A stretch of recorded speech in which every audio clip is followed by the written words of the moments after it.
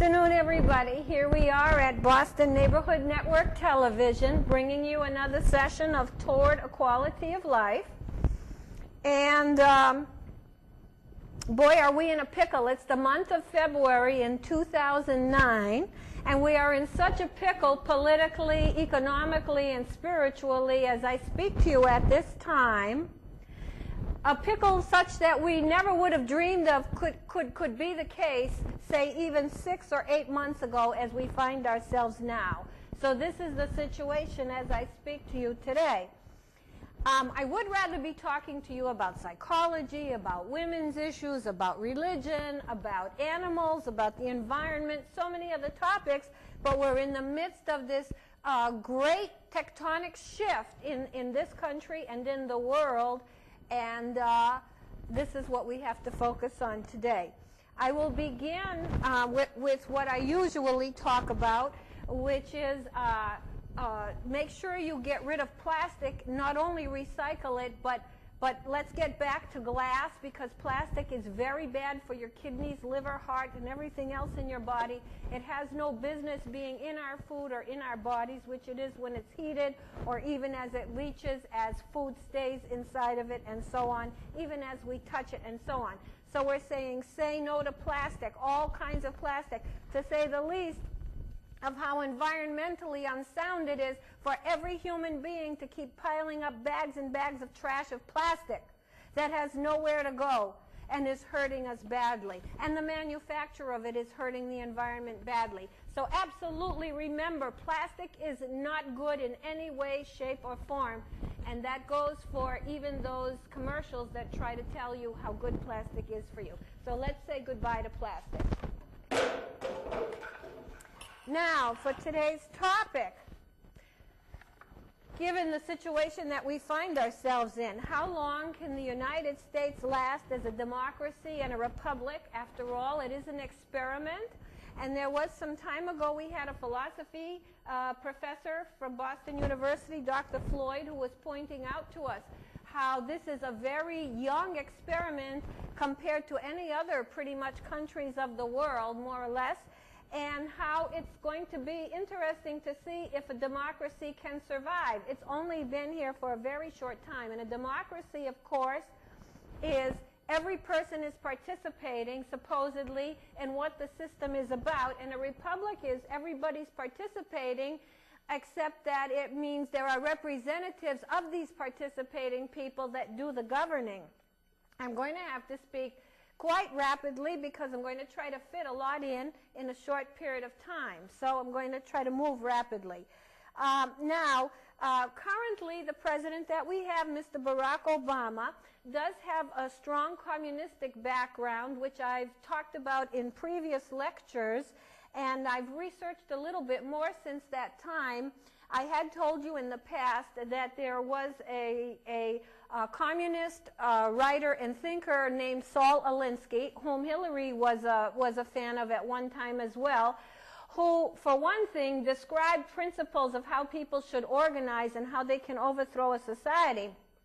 And it's been written that Mr. Obama did attend the workshops and some training on Mr. Alinsky's ideas, and at one point he taught those ideas as well. And there was also a period in his youth where he was very involved with a person he calls Frank in one of his autobiographies, who was communist and probably gave him an awful lot of grounding in the ideas. So whether he does believe those, follow those things or not, my problem is not so much with that as in the event that he may be sort of vaguely feeling that way in the broader landscape that he cannot achieve, of course, overnight, but as a background idea, that it would be a stealth idea instead of an open discussion. So I say this as a backdrop to some of the other things I'm going to talk about and what's happening in society and in our culture right now. Now, in 2001, Mr. Obama said in a radio interview that the Supreme Court never ventured into the issues of redistribution of wealth and the more basic issues of political and economic justice in this society. I think tragedies of the civil rights movement were because the civil rights movement became so court-focused There was a tendency to lose track of the community organizing and activities on the ground that are able to put together the actual coalitions of power through which to bring about redistributive change. And at that same interview, he was asked to define what a community organizer is, and he said, it is someone who assembles coalitions of power in the interest of redistributive change. So that's one backdrop we have, and he's never been shy about spending money. When he was in Chicago, in the times when Ayers was part of the funding projects that he was part of, he and Mr. Ayers spent $60 million on the Chicago school system, which the Annenberg project that gave the money concluded at the end had no substantial result or effect on the school system after that much money. But he's always been dealing with an awful lot of money, and he definitely seems to believe one should be spending money and spreading the money. Of course, George Bush did a number with our money, and he supposedly didn't even believe in those things. Now, the thing is about us as people generally, and this has nothing to do with the president, but just as a country, we are quite ignorant. Now, I admit we are very busy with our lives, and it's very hard to keep track of all the things happening so fast and with so much complication as happens today in this very fast, digitized world. But we are very ignorant, and the world is kind of watching us because most of the world is in trouble. It's watching us as we crack up and looking to us really to see if we can find a way through this difficult time. But many of us in this country don't know, or we don't accept that people around the world don't like us even. That's how ignorant we are. We have no idea of who we are and still are going on past pride and prejudice, if you will, of being people that can say and do and whatever they do is righteous and good, and that's all there is to the country. And then otherwise ignorant of all the intricacies of what the United States is about at home and abroad. Now, TVs and corporations, for the most part, keep us this way because this is our diet. We're really not discussing with each other. We're really not participating in democracy one-to-one, literally thrashing it out and struggling with it as human beings in face-to-face relationship with each other. We are sucking at the tube of the television. We have a mainline IV of television input to us, and that'll keep us very stupid, to be sure. And corporations are the backbone of television. It's hard to say which is more in control. Are the media more in control of us, or are the corporations more in control as they control the media? And do the media sometimes jump out and actually have an extra effect besides the corporations themselves? And if you'll notice on TV too, so much of it now is commercial, the same companies just jamming it into your brain, and all these cuckoo ideas of all these stupid ways of getting you to have the point that it'll penetrate, make a wedge in your brain, and make you buy what they're selling. And there's fewer and fewer players out there giving you stuff that you're supposed to buy. Another thing about, and you will see throughout this, that corporations are a real problem in this country and in any country. Corporations really put a lousy lock on living. And a lot of times, too, corporations are way too big to be able to change and adjust to things as they come down the road.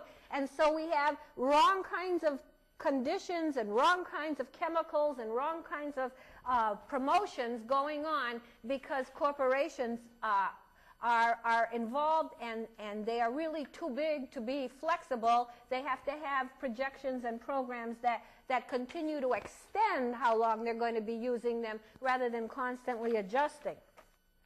And corporations of necessity use people. You're a resource. You're not a human being. And when they're sitting around at board meetings, they're not deciding what can we do that's good for people, like the drug manufacturers, for example. They're deciding what can we sell, what angle can we use to sell it, and what kind of money can we make from it, and how can we penetrate the markets to get the most out of it. This is what a corporation must be about. Now, the things in this kind of techno world and fast world that come on the table, come as issues, are very complex, like the current economic crisis, very complex. Most of us have no clue what happened with the banks and the insurance companies and how the intricacies of all this mumbo-jumbo that has gone on really works behind the scenes. And because everything is so complex, the only people at the table with the legislatures in this country are people involved with the industries, people who have so-called expertise, and most of all, who have the money behind it to be paying for the legislators that they're talking to make sure that they get what they want. There are other experts out there on the opposing side, the adversaries, if you will, but they don't have the money to be paying the legislators. So this is the backdrop of the country that we're living in.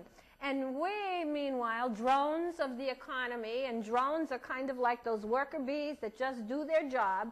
If only we had the nice habits as bees do, and the good communal structure as bees do and ants do. But anyway, we're all isolated little units working as drones, and we work our fingers to the bone pretty much in this country. And we are exhausted, and it's amazing to me how exhausted our youngsters are, how exhausted our college people are, how exhausted our teenagers are, and even our little kids. It's a very exhausting life. And the stress, literally is killing us. Okay. Now, we're doing it like dummies and like robots, and we're not getting any help from corporations or TV except to show us this kind of pretty life that we dream of or use as an escape. And I dare anybody to come up to me, even those in Hollywood or Washington, and say to me that any part of their life is anything like these fantastic stories or images that they're seeing on the televisions. In fact, the more famous and the more elaborate a life you have, the more likely you are really doing everything very intensively to maintain yourself that way. You're hardly sitting, chilling, and having this glorious life. And the thing about it is, as I said, we're not participating in a democracy on a horizontal basis, people to people, talking and struggling. No, it's all the people as independent units vertically, just like with corporations, looking up to a leader, looking up at just all the drones looking up. That's the image I see. And corporations keep us in the dark. They keep us in the dark against the environment and the pesticides and the bad weather we're having and what it all means, and cell phones, how bad they are for us. And just the other day, corn syrup, how it has mercury in it, and it's in so many products in our food. And mercury is a poison to the human body, a very bad poison. So corporations keep us in the dark, and they stand in the way of truth and information and knowledge.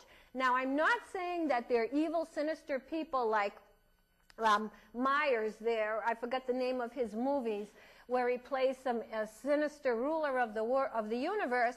But I'm saying most of us in those positions would be acting the same way if that's how we made our livelihoods, and nice livelihoods at that. But be that as it may, once they're so huge and once their goals are far out to determine what kind of return on their investment they can get, there's no flexibility or no light or enlightenment coming out of corporations, and they dictate what is the food stuff for your brain, for your mind, for your body, and for your beliefs. And boy, are your beliefs messed up and unclear and confused and on wrong tracks of thinking. For example, drug companies getting us somaticized that everything we think about is, oh, how's my heart working? How's my cholesterol working? How's my vitamins working? How's my muscle pain working? Everything like this. Get you on that, get you buying it, get you commoditizing, and get that money coming in. Does that help you as a human being for a purpose in life, for a higher order consciousness? Absolutely not. Corporations twist your mind. They show you all this unhealthy food on TV, and I'm so shocked. It's so cute. It's so lovely when I talk to young people, which I rarely do. They don't have a clue of what's healthy. Adults don't either. What's healthy to eat and why it's healthy. What's good for you. What's low calorie. What's high calorie. And I don't mean foods that say that, but natural foods that can be better or worse for you and more or less caloric. And the perverse violence and the banging noises and the fast images to our children who have ADD, and they've got images coming at them like this. How the heck are they supposed to know how you get from A to B to C when it's all over the place, impinging and conditioning their brains? So we're really getting very far afield with corporations, commercials, television. And essentially, it's a brainwashing going on. And many people are confused and can't think straight. Imagine if you go to school every day, you're on the train, maybe you have a child or two to come home, you're a single parent, you work another job, you barely get time to see the news, you see all these things happening, different things impinging your life, you've got to be afraid on the train, you've got higher property taxes, you've got a child that's sick, you've got to wait in the emergency room 8 hours. Can you understand anything of what? Is it any wonder people are running to religion more than ever before? Now, we have no chance to be figuring things out, and as George Clinton, Funkadelic, said in one of his songs, fantasy is reality in the world today. Fantasy is reality in the world today.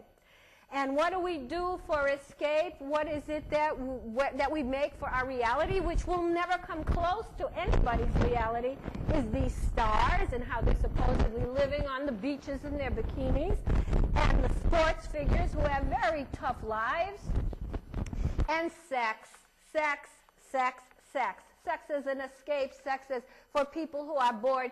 Sex that has gone way off the deep end and where it belongs in perspective in the human condition. And then you have the pharma industry giving you Ambien and antidepressants and all the other drugs, and of course your need for them is growing by leaps and bounds. There was a time it would be so illegal, so immoral to be able to advertise drugs and say in one, and just that alone was absolutely disallowed. And it shows the power of corporations pushing to, they make things the way they need them and the way they want them. Now, I'm not saying they are personifying evil. What I'm saying is the situation is not a good one for us. And like I said before, if we were in their shoes, we'd probably be doing the same thing. Now, we had industrialization where we were crushed by the wheels of industry. Then we had physics tell us that religion was useless, that they're going to find out the answers to the world. Now they've reversed, saying, oh, there's some intelligent design. They seem to have hit a brick wall in this idea that they would find out all the answers to the universe, and there's a place for religion now. Science is a joke. It's all for sale. It's just a joke that you cannot trust what's being done, even how it's being conceptualized to begin with. And technology is leading us over the edge. We've lost our values. We haven't got values. We've lost our identity. Who we are, what we stand for, why we're alive, where we fit with each other. We are a bunch of people on a piece of land. We're not a country. We are a bunch of people on a piece of land, and we are lost. And not only that, we are immersed in virtual reality. We've gone so far now that it's been being talked about to perhaps not have children learn how to write cursively because they'll be using keyboards. No art in the school frequently. Play a guitar, but not really play it. On Guitar Hero, not have music as a curriculum, and GPSs to tell you where things are instead of finding things on your own. We're in a virtual reality. Do you think that makes us happier? Heck no. Do you think it makes us fatter, slobbier, and losing our eyesight in front of the monitors? Yes, it does. Do you think it makes us more susceptible to leaders that we will just praise and obey? Yes, it does. And again, as George Clinton said with Funkadelic, America eats its young, and minds are being destroyed. So we're in big trouble. And as I speak to you, it is my belief that we are morphing. We are morphing in this very time. That's why it's so amazing. Now, this country has a tradition recently of worshiping wealth. Even if you can't achieve it, we bow down, we idolize the wealthy. And actually, we may soon be learning to hate the rich, because for every dynamic, there's a polar opposite dynamic. And somehow Marxism is creeping into the system. I'm not against Marxism. It's a very astute analysis of the exploitation of humans as resources for industry, caught up in the heels and wheels of industry.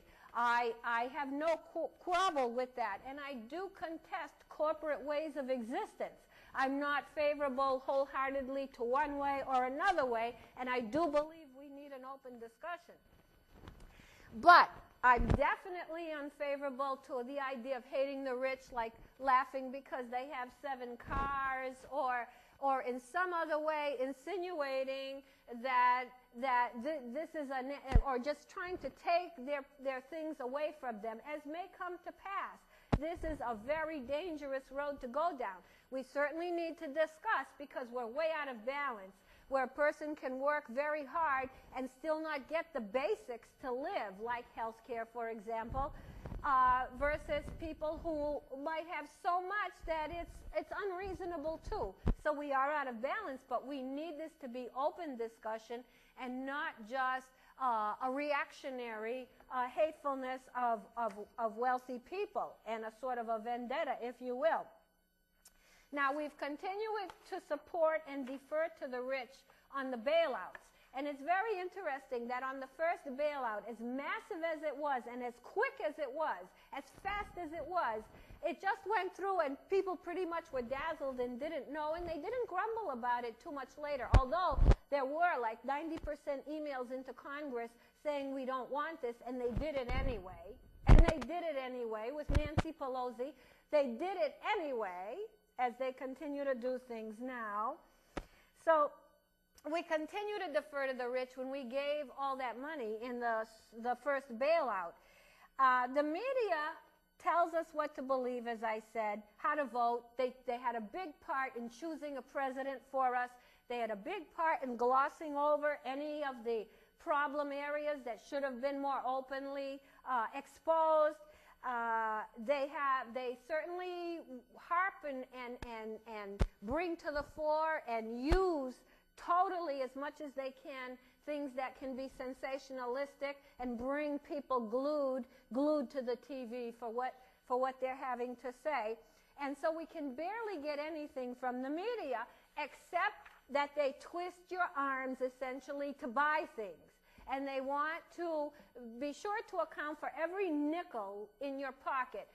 They have a place where they want to register that. You work for it, and they have a place to deposit it into their coffers.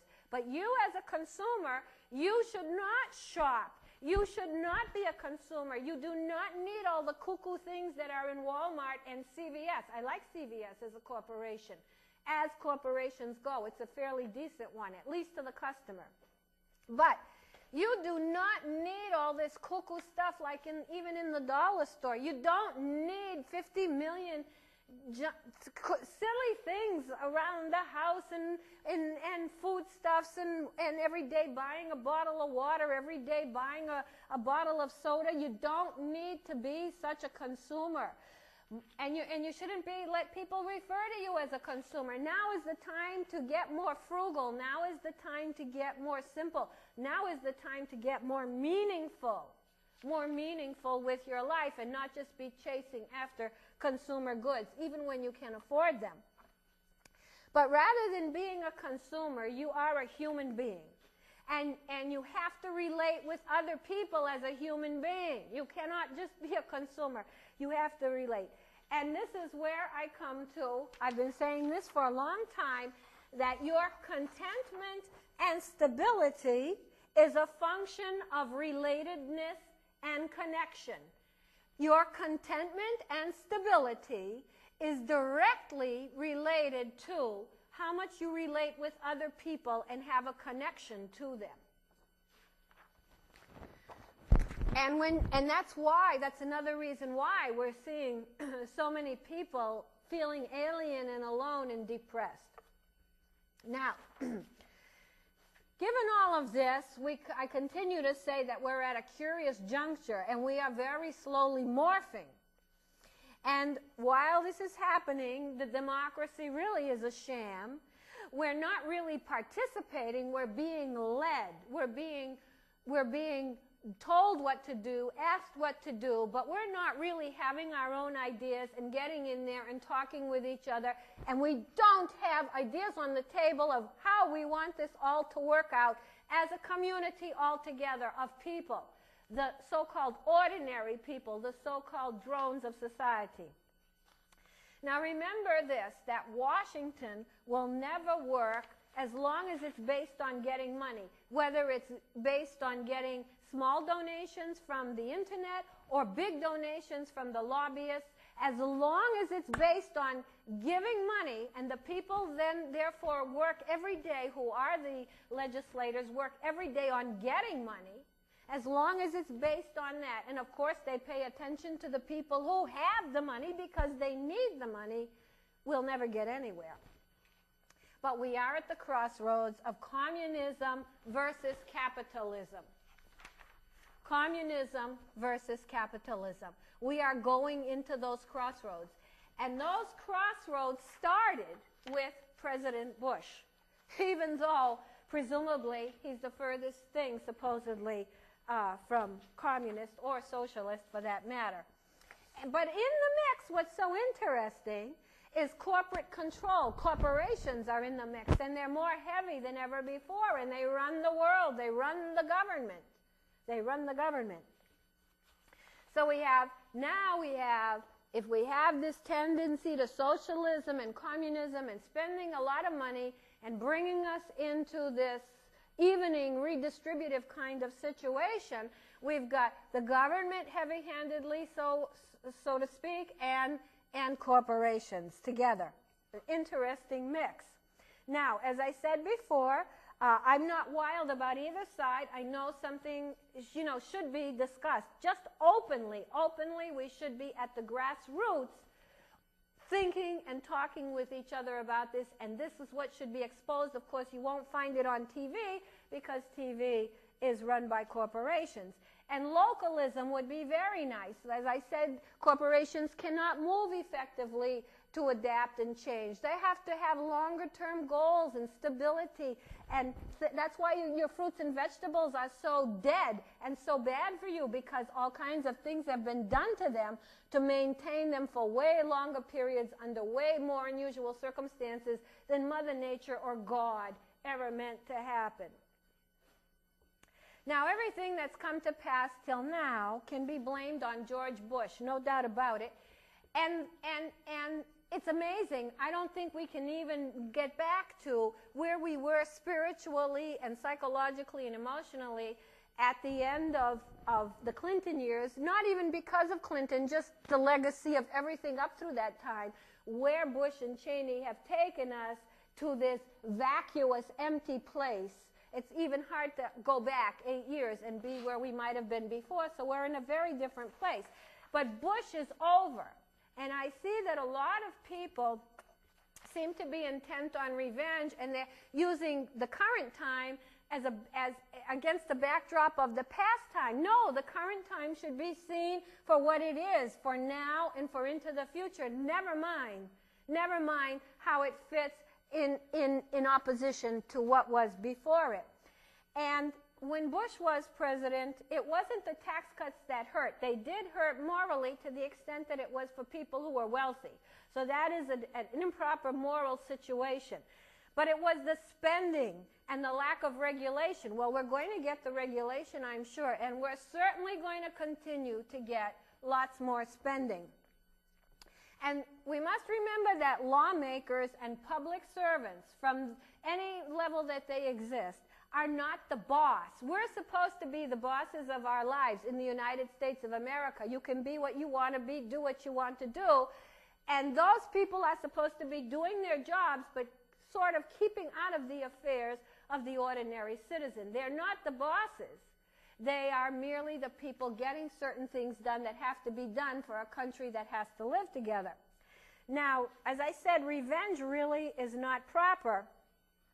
And an attitude such as Nancy Pelosi has, or Harry Reid, of like, well, it's us now, you know. I'm very surprised at that. And I once gave a lecture not long ago to beware the extreme left, beware the extreme right. Beware. And I'm so surprised at the nasty attitudes of the so-called left. I'm very surprised in the idea that, well, it's ours now. We're in all these facetious digs. This is not proper. Let's just deal with what we have to do now and try to do the best we can. And to say, for example, to somebody, to people who didn't win politically, I won, so therefore we're going to do it my way, so to speak, unbelievable. That won't go very far, even with people that don't agree with you. Isn't it better to try to be talking in gregarious terms rather than saying, well, I won? And as far as post-partisanship goes, the idea that you bring everybody into the tent and have a few drinks with them or watch football with them is not the same as getting down with them, rolling up your sleeves and letting them be heard and gesticulating with them and getting something out together, even if in the end it'll certainly be more persuasively what you want to do.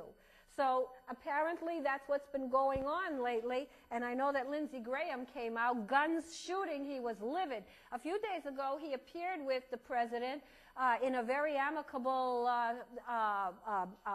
press conference, and they were discussing something about the military agenda, and he was there to be a cohort of the president, but yesterday or the day before he was livid at the way there was just a veil of that, well, we're having you over our house and we're talking, but no real working together, no real, asking and trying to work something out, even though, of course, the people who win get most of what they want.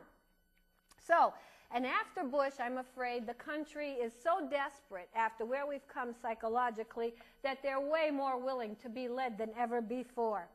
Now, when we did the first bailout, we were supporting the rich. And it's very interesting to me, too, how after that bailout, people had way more problems with giving a bailout to the auto workers than they did to the banks. And could that be, again, because we worship the rich in this country? But like I said, all dynamics have their opposite poles, and we might be going towards hate the rich. So we are just a bunch of people on a piece of land, not really a coherent country, person to person, face to face, struggle to struggle. Now, communism involves state control and planning, an intentional evening of the population redistribution, if you will. Media must be backing it, and people are exhausted, fed up. The system is overwhelmed by things like illegal immigration and some of the activities of ACORN that have come to pass, and hate the rich might be a kind of reaction and emotion springing up. So these kinds of things, as I described in another lecture, are starting to come into place. Altogether, we're in a morphing period. It's going to be interesting to see how this pans out over time. It's amazing how resilient the country has been through 8 years of George Bush, that we're only this bad off, that we're only this discombobulated and hurt and devastated. It's amazing that we still function to the extent that we do. And here's where we find ourselves. Now, there hasn't been anything done which should have been done first and foremost to help the home industry and people in foreclosure and people trying to buy homes, sell homes. But apparently there is a plan coming, thank goodness for that. Which also goes to show you again that we worship the rich. We went for those issues way more than we went for the issues of ordinary citizens. The bailout money and the programs the Fed has instituted to help banks and the guarantees it has given is now in the trillions overnight. something we wouldn't have believed 6 or 8 months ago. We're committed to trillions of dollars already. And I'm not going to get into exact figures, just what difference does it make? It's so humongous, we're digging a hole we're never going to get out of. Now remember when Shifty Paulson came over to the Congress and he said he needs the money right now, the first bailout. Well, let me tell you, and I might have said this before, when he got that money very fast, $350 billion, let me tell you, he went out of there like this. And to this day, we don't know what happened with that money. And we still can't find out, even with the present administration. And this new Secretary of the Treasury, Geithner, he was very involved in this bailout while president of the New York Fed during this time that Paulson was asking. So he's already been involved in this kind of shenanigans already. And he's the current Treasury of the Secretary. And it's amazing that they would say he's the only person who could help the problem when there are so many so-called quants and Fed bank and bank knowledgeable so-called brainiacs that could be helping with the situation. And we remember, too, when during the campaign, this whole you-know-what hit the fan, a candidate at that time, President Obama candidate, didn't bat an eyelash about the amount. He said, when they need me, they'll call me to sign something. Doesn't bat an eyelash about spending money. Of course, apparently, neither did George Bush. And what these companies should be most faulted on, never mind now that they won't even tell us what they're doing with the money, but sort of the crime that they committed by exposing all the people's money to such devastation, by taking the risk that they took. I can't even believe that an insurance company like AIG and others could have had such leverage. In other words, $1 in your pocket for every 30, 40, 50, 60, 70, even 80 in some cases dollars that you owe. Nothing to back it up. Now, I'm sure there are laws, I'm positive there are laws that require insurers to have the backing of things they do. Well, we know that a lot of stuff just went by the wayside and wasn't being paid attention to.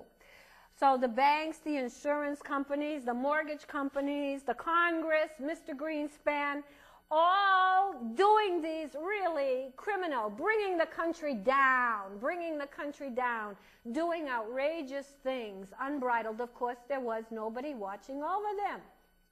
And let me tell you what securitization is. All these securities they talk about that are toxic in the shadow world.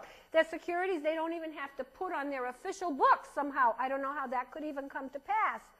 But they literally don't have the money in the bank when they lend it, like to someone who buys a home in all this time.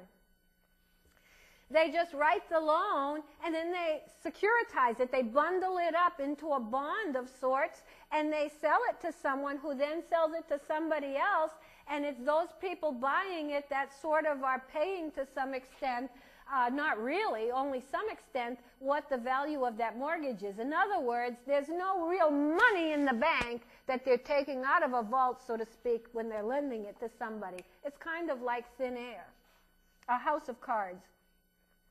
Now, it's been said that Bank of America, Citi, and other banks that are in trouble, so to speak, might be getting their toxic assets in this administration removed. It was being talked about before and put into a so-called bad bank with all the bad stuff in it. But I want to tell you a different sense in which they are bad. These are bad banks, period. These are bad banks where we didn't know about all this stuff. Bank of America at one time was having protests against it not long ago for the excessive fees they were charging consumers. Think about how these banks have been grabbing money off of people for no good reason and always finding new ways to charge you more to get into your own money, making it that you can't see a teller or you have to pay to see a teller. So they're already bad banks for different reasons. They're really bad banks. And Citibank is just a problem, period. It's a very, very, very huge the world over. Why are we feeding money to bad banks? And there's more coming. They're already talking about huge packages coming shortly to give more money to these bad banks. The first the first bailout money disappeared and nobody knows. And I'm saying to you, all your money is disappearing and you're not going to know where it's going. All your money is disappearing and we're becoming very poor. Even now, recently during this administration, some money was given to Citibank, some more, and some group wanted to find out what they used it for. They weren't allowed. They have to file a freedom of information request to find out where this recent money went to Citibank.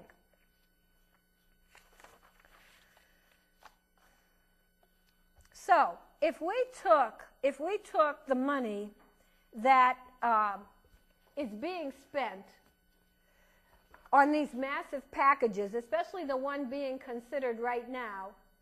Thank you very much. I'm watching. I have the time here, Ike, in front of me. Thank you.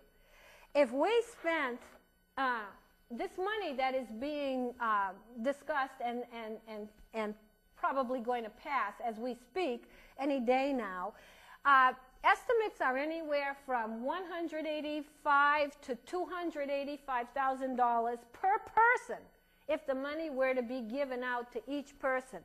And that would be, in theory, how much is being spent by our Treasury, by us, to make jobs for people. And of course, the whole question is how much and how fast will any jobs be made. But imagine how much money that amounts to that is being invested, so to speak. It makes you wonder. It kind of doesn't add up that it would cost that much to make a job. And there will be more requests for spending, more requests for stimulus. This is not the end of it, and as I said, there's more coming for the banks. This is only scratching the surface. Now the government, it may seem easy, let the government do it, but the government isn't infinite, and we are really down, and people, China has been talking, Russia has been talking, Iran has been talking, how this is the end of United States imperialism, end of United States hegemony. They're already talking about it and hoping for it. We don't have unlimited. We're burdening ourselves as drones we are under the corporate yoke to all this money being spent, to the dollar being worth very less as time goes on, and to us being stuck in some really cruddy situation, and not the country that we're used to, where every person could hop along and do something for him or herself. It's a huge change we are undergoing, and we are becoming poor, and we are doing it to ourselves. Let the banks, it's kind of getting late for this, but the banks and the brokerages should fail, and many economists have called for this. They're not the ones you see so much in the media. Let them fail. And really, why has all this been done? It's been done to protect the shareholders. It's been done to protect the bondholders. That's why none of this has been able to move. And who's helping who? It's a cadre. Geithner, the guy who's the new Treasury, Paulson, who was the old guy, and all the other people involved in this. All the other people are part of a group of people who are involved in this in the real world, in the business world, and it's kind of, you know, helping each other out, and a lot of money that we don't even know about as to what happened to it, et cetera, and very shaky business for the ordinary American citizen. It's a heavy, heavy burden to the country, and we're not going to be the same. Wait till you see the dollar getting destroyed, which means when it's not worth very much, everything's going to cost very much more.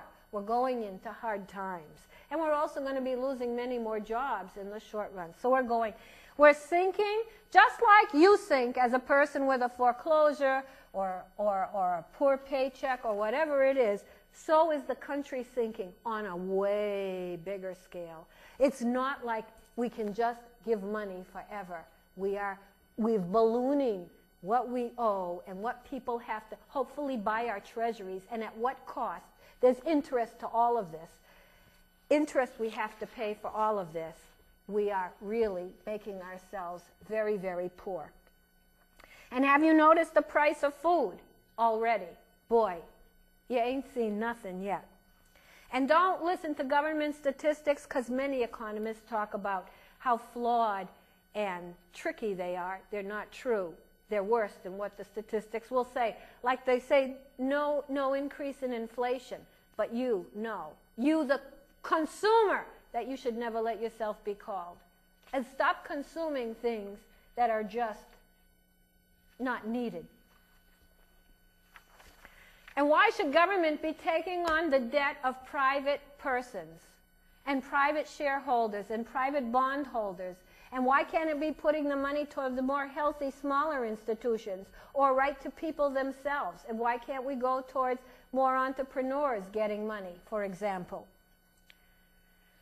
We overpaid, it's just been found out, for these so-called toxic securities that we bought so far in the first bailout. We overpaid by a huge amount, and we're going to be doing some more with the bad banks that they're going to be creating probably. And we'll probably overpay greatly there too. It's really a snow job and a BLOW job.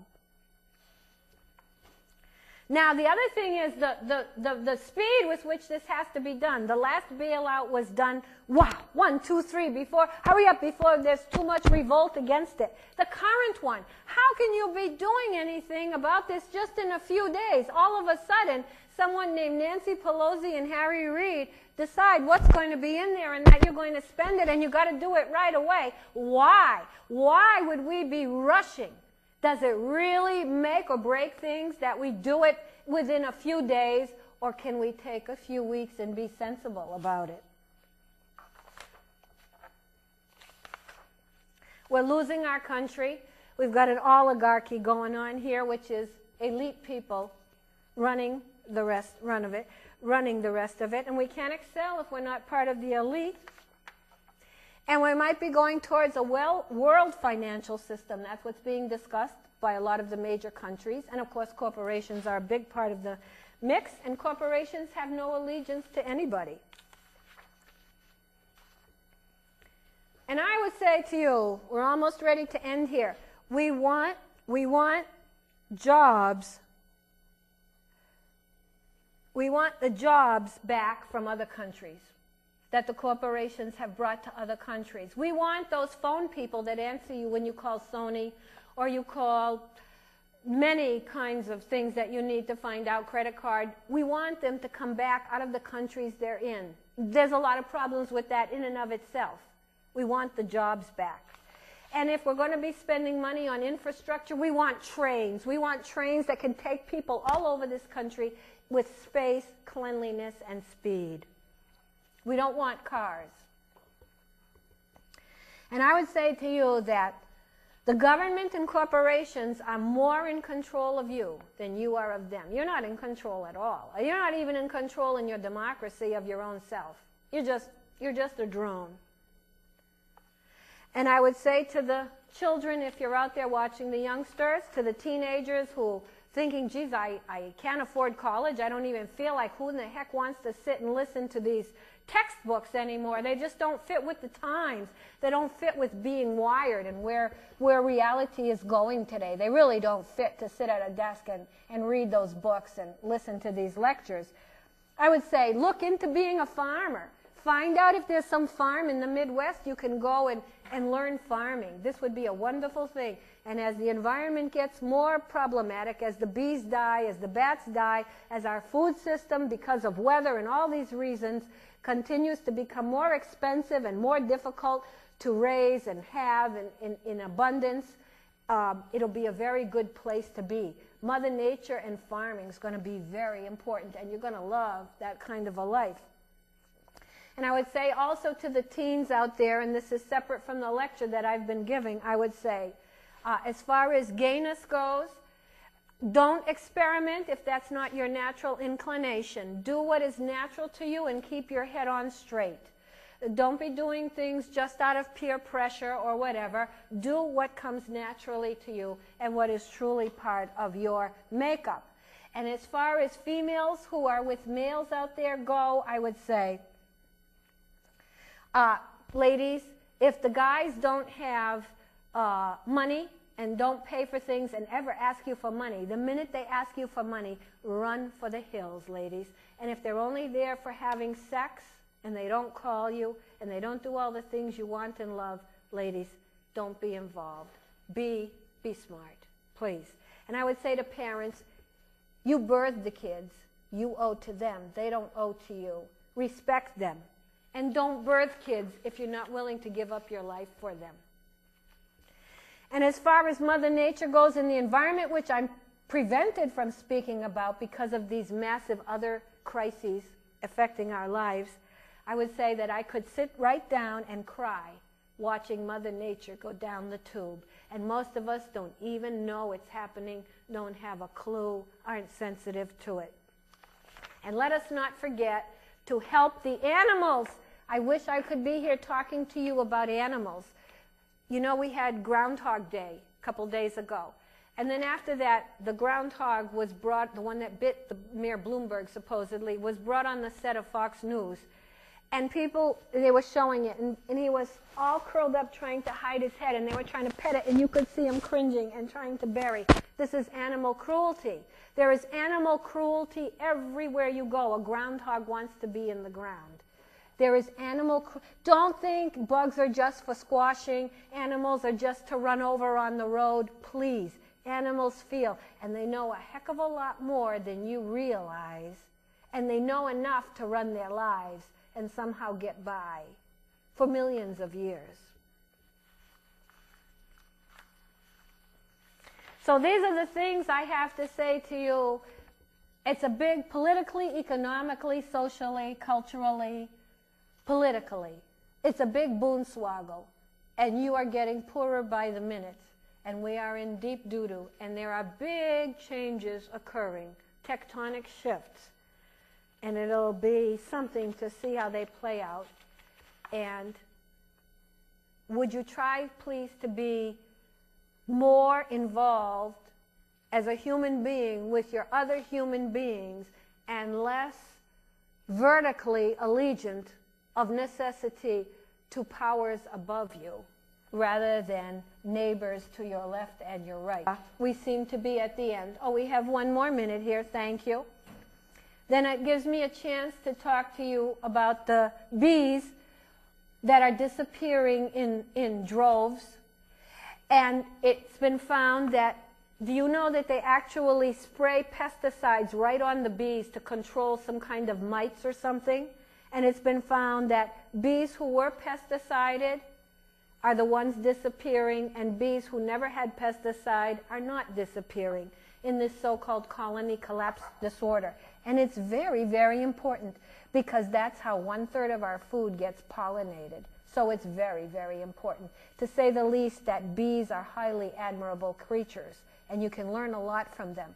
And you don't just let nature go. You respect nature. You love nature. And if you're a child, teach your children to be interested. Let them learn about farming. Let them put their hands in the dirt. The bats, too, are under a disease, and they also help with Mother Nature and what we need by eating a lot of the insects that will probably overrun us if we have no bats. They eat a ton of the insects. Everything has its place. You are not the be-all and end-all. And we as human beings should be able to fit with where we belong and to know our place and to be humbled before the majesty of nature. Because it's here and it's now, just move everything to a cosmic powwow, cosmic powwow, cosmic powwow.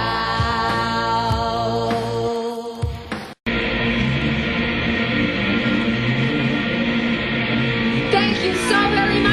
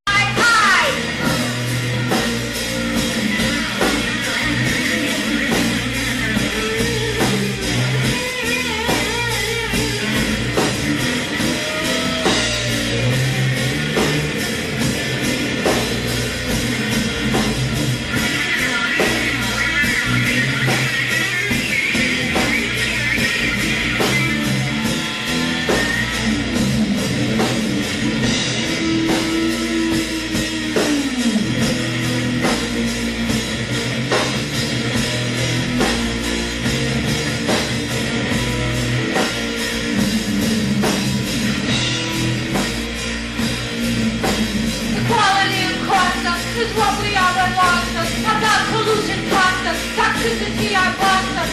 Got to be a limit. The drive to waste and pivot. Profane our place prohibit. That life on planet's living.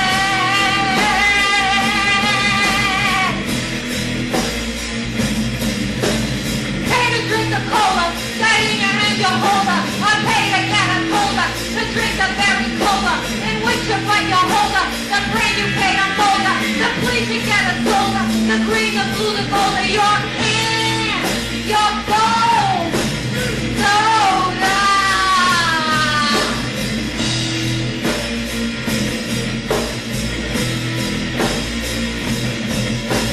Quality and cost is what we are a loss. About pollution cost. Toxicity our boss. I've got to be a limit. I try to waste and inhibit. Profane our place prohibit. That life our planet living.